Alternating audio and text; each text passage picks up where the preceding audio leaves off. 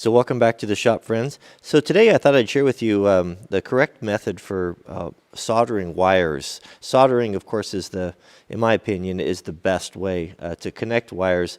Many of us kind of maybe default to these little guys. We've seen these little automotive style connectors in there, and well, they're not great.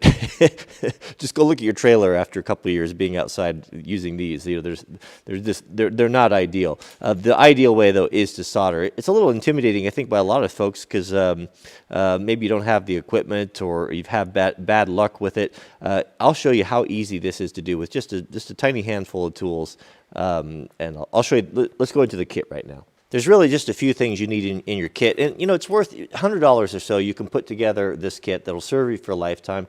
You'll be able to repair electronics and different things that oftentimes we just throw it away because it's not worth the trouble of trying to find someone to fix it, you know, little things that come loose. I think it's worth it. So yeah, just get yourself a soldering gun. You don't have to get anything fancy. Just these Wellers are good. They're probably in the, I don't know, $40 range, not very much. You want some rosin paste flux.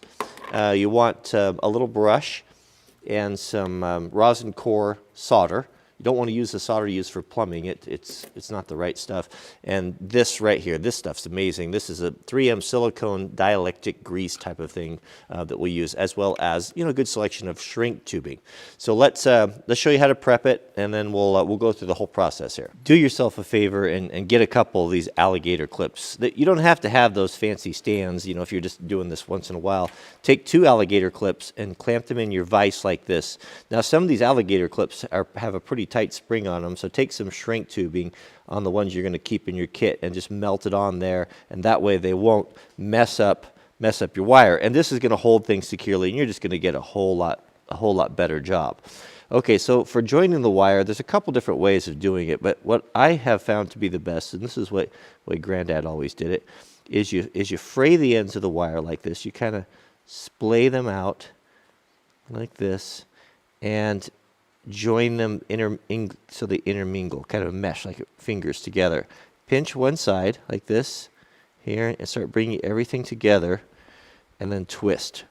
Twist this side here, and then twist this side over here like that. And that's going to give you the cleanest, the smallest, because we're going to shrink. If this is going to be something that's exposed and we're going to put our shrink tubing on there, it's going to be a little more low profile and look a little better. Now we can clamp it into our jaws and get everything ready for the solder. I don't think I mentioned you want a damp sponge too. Just any sort of old worn out sponge would be fine. Now with everything ready, you're going to take your rosin flux, right? And we're going to apply that on there like that. So just coat that on there, and that's going to help that solder to bind. It probably wouldn't be a bad idea to have heated that up first. And then we're going to get our soldering iron and untangle the cord that hooks on everything. Okay, so this shouldn't take long to heat up. So what we're going to do is we're going to put that on there like that, just until that flux starts to melt in, that rosin, and it starts to melt down inside the wires there, right? And then Granddad always said you touch the end of that there to tin it. I don't know why, I just always have. And we're going to heat from the bottom, and we're going to start heating that up until this melts. Now we don't want to touch the solder to the iron. Oh, that took a long time to heat up there. There we go. Now it's sucking in there just like that. We don't put so much on there that it's going to you know, drip off. And don't try to dribble it on there. I could probably use a little bit more right there. There we go. That's all. That solder joint looks pretty good. Now remember, this is marginal advice, so take it for what it's worth. Now we want to waterproof this. This is where we're going to use the 3M silicone paste. Having this in your shop, anytime you put together electrical connectors or anything like that, is so good. It's so good. And we'll just put a little bit of that on there like that. And then, now we're going to do our shrink tubing. Now I'm going to use a piece of clear shrink tubing just so you can kind of see what's going on and what a great connection that this is.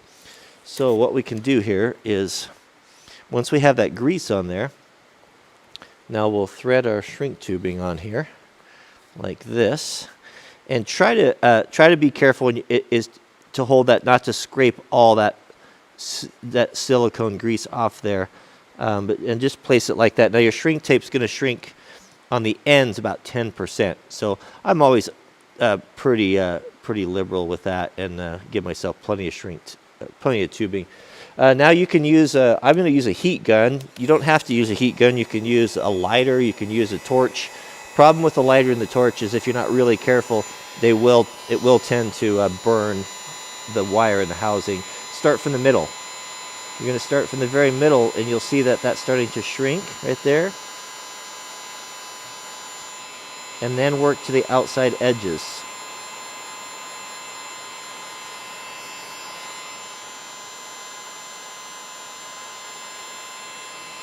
And you'll see, I think you can see, you'll see that silicone making that seal as the shrink tape tightens around the connection, and ideally you want it to squeeze out like that side right there. Probably should have put a little bit more on the housing, but that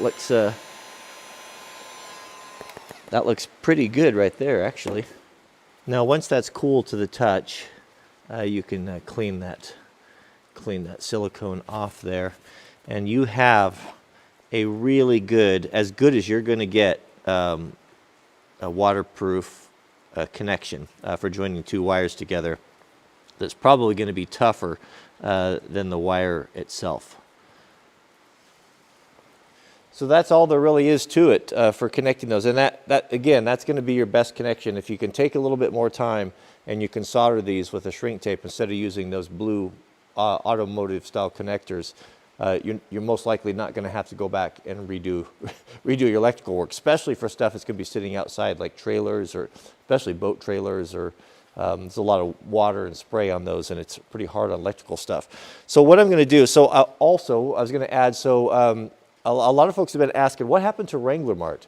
Wrangler Mart was our Amazon affiliate store where I put the things that I like.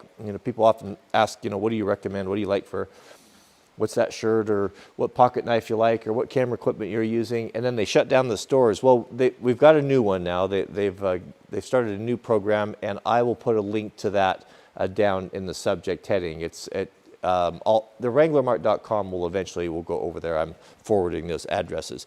What I'll do is, because I know I'll get a lot of questions about this, I'll do affiliate links. Affiliate links are a way for us to support the channel. If you buy something on Amazon that I feature in the video, we get a small percentage from that, and it helps us to fund the channel. It doesn't cost you any more than what you'd normally buy it for, but it's just a way of helping creators out. So what you're going to want for your electrical kit, just basic stuff, is a soldering iron. I'll put one there that's good quality and not too expensive, and a heat gun. When you're buying a heat gun, make sure you get one that stands on its own, that's got some feet on it. Like this one here will sit like this on your bench. That way you can work on it hands-free. So if you're heating stuff or like that, to have two hands and have it so you don't have to clamp it in the vise is actually pretty nice. So those are the two main things right there. I'll put the flux, the silicone paste. You definitely want some of that. That's a must-have. That's like the WD-40 of electrical work, and solder and shrink tape.